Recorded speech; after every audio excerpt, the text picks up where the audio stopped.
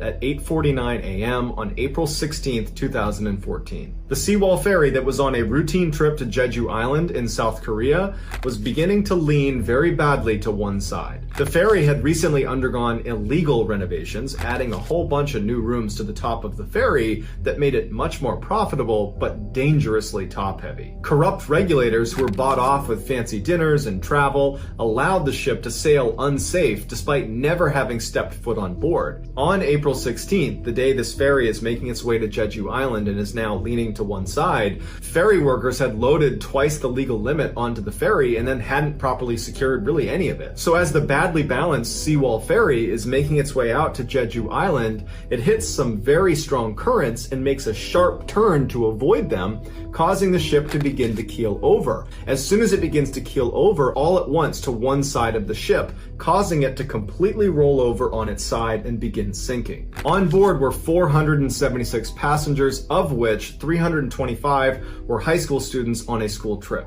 As soon as the ship comes to rest on its side, the captain comes over the intercom and tells everybody to stay in your rooms and await further instruction. And everybody listens, they all stay in their room. After a little while, a lot of the students start to feel a little bit anxious because there's been no further instruction, they're still sideways, and they're starting to realize that if they needed to, it would be hard to get out of the ship. There would be over 20 calls from students pleading with authorities to come save them because now they can hear the sound of water rushing into the ship, and it's just a matter of time before it reaches them. Finally, the captain issues the evacuation call to the whole ship, but at this point, water's already getting into the compartments where these students have been told to stay, and students aren't able to leave, so the evacuation order was already too late. Later on, when divers would go down to recover the bodies, they would find that many of the students had broken fingers from desperately trying to climb up those hallways when water was pouring in on them. After the divers recovered the bodies, investigators began going through their cell phones to get some sense of what happened. And on their phones were these tragic pictures and videos of these students staying in their rooms like they were told to do,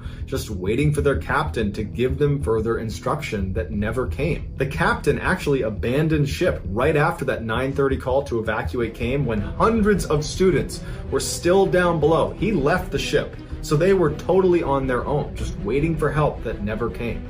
Of the 476 passengers, 304 would perish, and many believe that almost all of them could have been saved had they just evacuated as soon as the ship keeled over. And so as a result of his gross negligence, the captain was given a